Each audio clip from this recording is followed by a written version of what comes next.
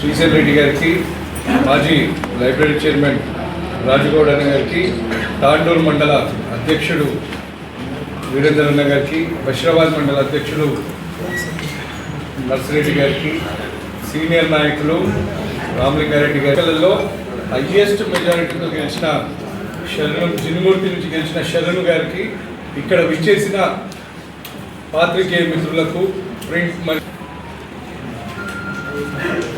గ్రామ పంచాయతీ ఎన్నికలు మొదటి దశ పూర్తవడం జరిగింది. మొదటి దశలో తాండూరు నియోజకవర్గంలో మరి అన్ని గ్రామాల్లో ఎన్నికలు అయిపోయినాయి.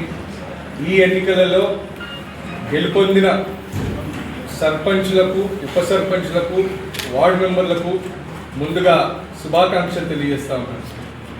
అదేవిధంగా బీఆర్ఎస్ బలపరిచిన సర్పంచ్ అభ్యర్థులకు ప్రత్యేకంగా అభినందనలు తెలియజేస్తా ఉన్నాను.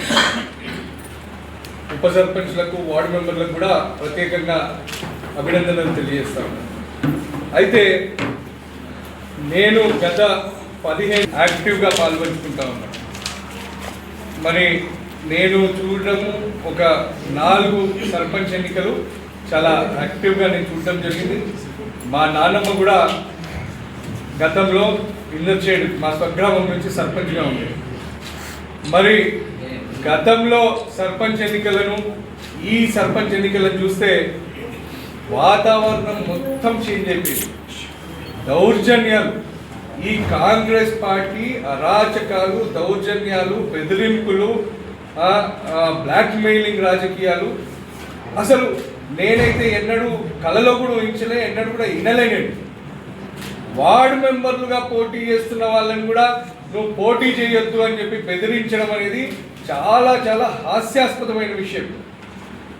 సర్పంచ్లకు ఒకవేళ వాళ్ళు ఏదైనా వ్యాపారాలు ఉంటే ఆ వ్యాపారాలు బంద్ చేపిస్తామని చెప్పడము, కొన్ని చోట్లయితే మరి నువ్వు కనుక సర్పంచ్గా నిలబడితే నువ్వు క్వారీ లైసెన్స్ లేచున్నావు, ఆ క్వారీలు ఎట్లా నడిపిస్తామో చూస్తామని చెప్పి ఒక పెద్ద గ్రామానికి చెందిన మా సర్పంచ్ అభ్యర్థిని బెదిరించి పోటీలోనే లేకుండా చేయడం, ఇట్లా ఎన్నో అరాచకాలు ఈ సర్పంచ్ ఎన్నికల్లో జరిగాయి.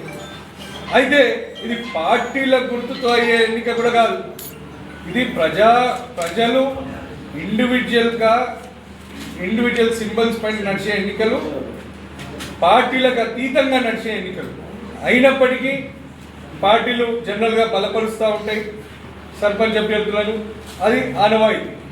అయితే ఈ ఎన్నికలలో మాత్రం కాంగ్రెస్ వాళ్ళకి అది ఎంతున్నారో నాకు అర్థమవుతుంది. ఇంకా 3 సంవత్సరాలు ఉన్నప్పటికీ మరి రేపటి రోజు వాళ్ళకు ఊర్లల్లో తిరగనీయరు అనే భయం అవుతుందా? వాళ్ళు ఇచ్చిన 6 గ్యారెంటీలు అమలు చేయలేక, వాళ్ళు ఇచ్చిన 420 హామీలు అమలు చేయలేకపోతున్నారు. కాబట్టి గ్రామాలలో సర్పంచ్లు ఉంటేనన్నా వాళ్ళకు ఒక ఇల్లు ఉంటుంది ఫోన్కి అని చెప్పి ఆలోచననా, లేదంటే మరి ఇంకేంది అనేది నాకైతే అర్థమవుతుంది. మొన్ననే మనం పోయిన వారం మాట్లాడుకున్నాం.